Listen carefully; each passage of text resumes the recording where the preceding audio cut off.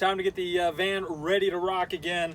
You must secure this seat when you're going to be driving. So first step, just like when we're putting this seat up against the wall, we got to make space for the headrest and the side of the seat to get through. So just push those back, and we essentially do a reverse operation of when we got the seat out. So start by sliding the seat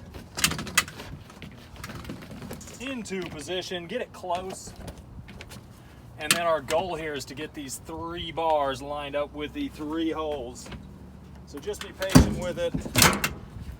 Moving her into position here. Once you got her lined up, you got to get the nose and make sure all 3 are slid underneath. So push it up against to where it won't slide anymore. And then it's a matter of letting it just drop down and lock into position. Give it a check once you do to make sure all 3 are secure, and you're good to go.